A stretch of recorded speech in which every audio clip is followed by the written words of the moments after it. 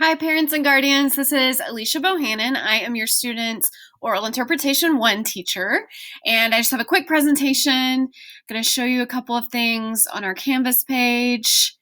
Oral interpretation is just storytelling. We take stories and poems that other people have written and we present them to our audience. So from our state standards, students are going to do this with prose, poetry, and dramatic literature. Our goals have to do with appreciating diverse literary forms and styles, developing the ability to analyze them for the purpose of interpretive performance, so for the purpose of storytelling, and then to develop personal vocal and physical techniques to successfully communicate a literary work to an audience, which also, by the way, translates into a lot of other really cool public speaking skills as well. For competition, typically students who are in Interp 1 don't choose to do competition, but they absolutely can. Typically, students stay in Interp and take Interp 2 and 3 in order to join us for competition. And every year that a student takes Interp, even this year in Interp 1, there's a GPA weight like a pre-AP or honors course. So it's really beneficial for grade point averages because it is an academic elective course. So I have two things that I want you guys to know about. Number one, all of the grades should be checked in Skyward. So I sometimes will assign preparatory work, like turn in an introduction here, and then we'll do a discussion board on the introduction, but then I won't actually give a grade on introduction until they perform it to me in class. And so sometimes those things are taken for a grade and sometimes they aren't. So if you're just looking in Canvas, you might see things that say grade missing or assignment missing, but it's not necessarily correct. The grades that you should really be looking at are always in Skyward. Now, if you want to see what we're doing on a day-to-day basis, the best way to do that is through Canvas. So this is my Oral Interpretation 1 Canvas page.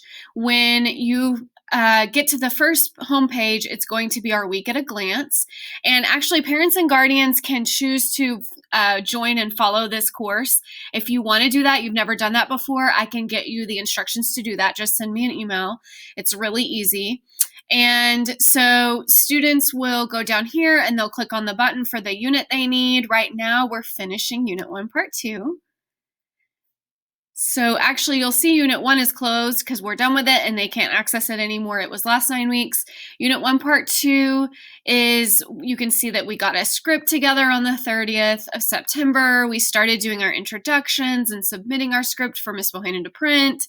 We did a discussion board where we gave peer feedback on introductions. We marked the script for performance, and then they performed their intro to me and rehearsed for 2 days, and now they're performing and finishing those performances this week and early next week.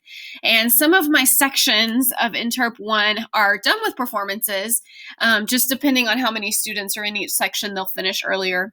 And they have already started their horror piece selection, which I'm excited about. Horror, we also, not everybody loves horror, and so we also include mystery and thriller and all of those things in with horror. So I am excited about those. Those are always fun performances.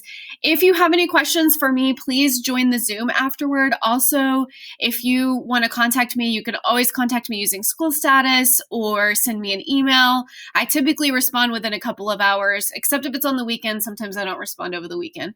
So you guys always let me know if you need anything, if I can help you. I've super enjoyed all my new students that are in Interp 1 this year. It's very exciting. I've got some really talented, just cool students. So thanks for sharing them with me.